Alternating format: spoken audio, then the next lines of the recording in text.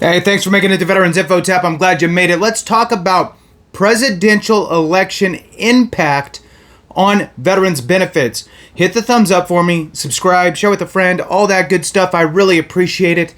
The two asks are really, look, hit the thumbs up, let the video run. That's what helps push this out.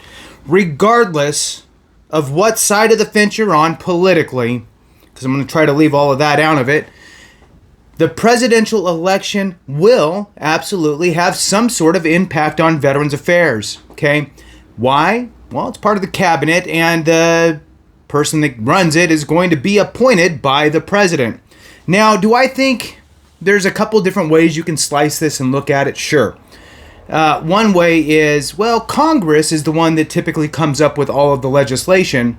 Sure, the president could say no by the time it reaches his or her desk. And the reality is that typically veterans issues are going to be bipartisan, and especially as they push through the House and the Senate and reach the president's desk for a signature, we're going to be okay, right? However, let's look at our current situation.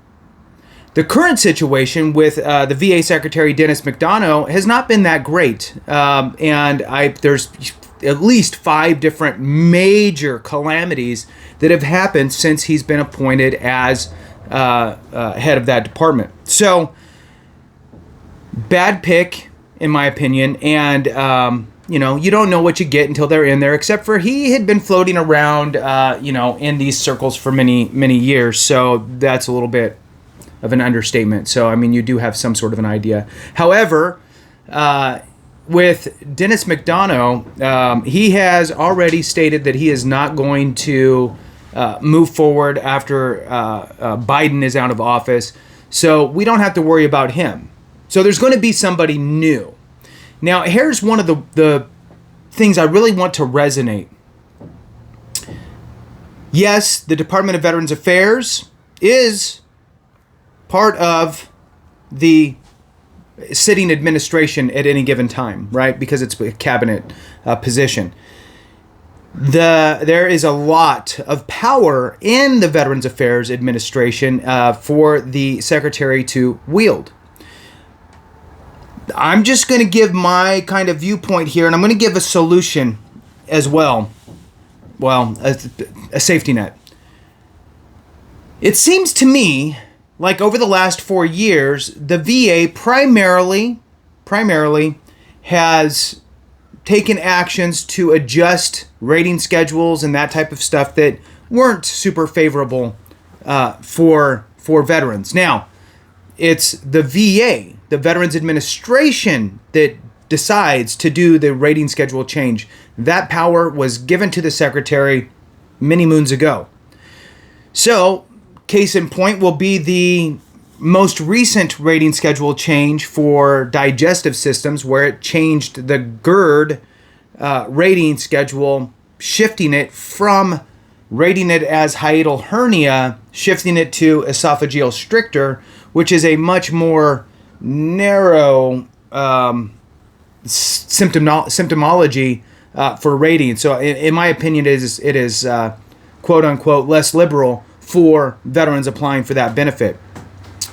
Now we have 2025 coming, and already in the works, as many of you know, for the last 2.5 years, the VA has put in a rating schedule change proposal, changing more, right? Changing now your auditory, respiratory, and mental health rating schedules. Now, it's a mixed bag. I believe that personally, I believe that we're going to be more favorable in the mental health aspect.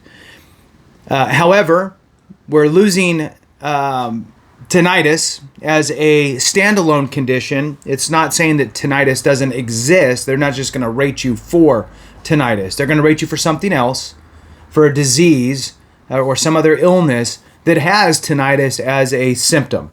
So the only kind of workaround on that is if you're actually rated at a zero compensated amount, a 0% rating for hearing loss, and if you have tinnitus, they'll rate you at 10%. So we have these things coming down. What's my suggestion? My suggestion is to absolutely file an intent to file. When in doubt, file an intent to file, right? Because that intent to file is going to preserve everything that is in effect today. If there's any weird, wonky changes that happen down the road, most likely you're going to be grandfathered in to your effective date for whatever conditions you have.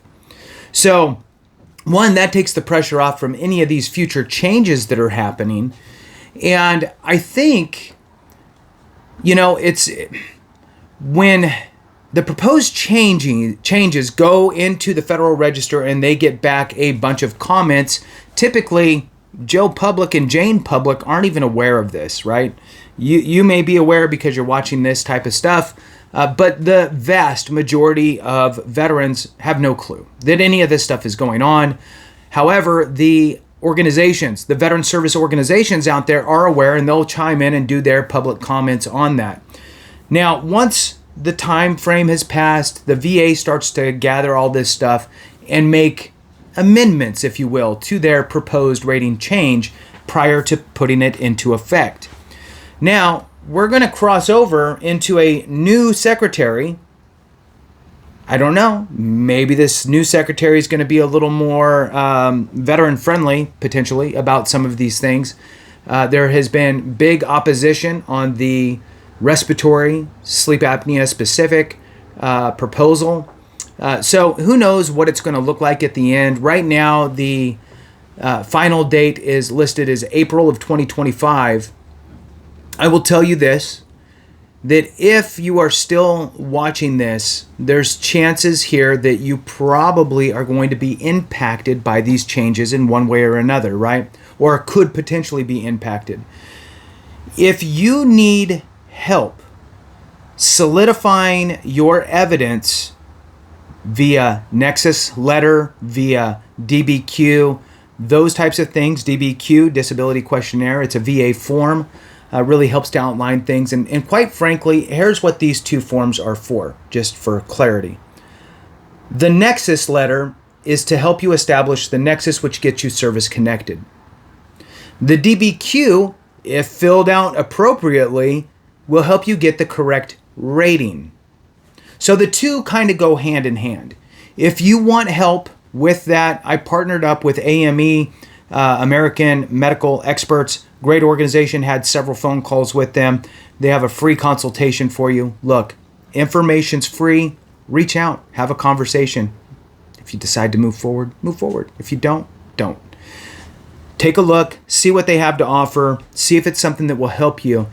My thought process here is, look, you will need to make sure that you are getting your evidence in to make it as easy as possible for the VA to rule in your favor. That's the bottom line. This is how you do it.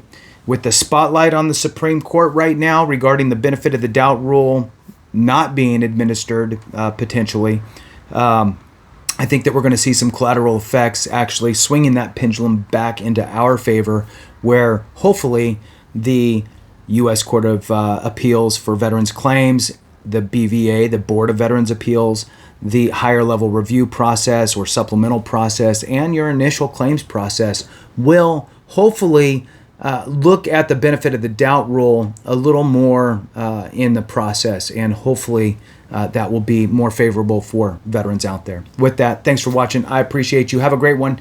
And remember, if we don't take care of each other, something went wrong.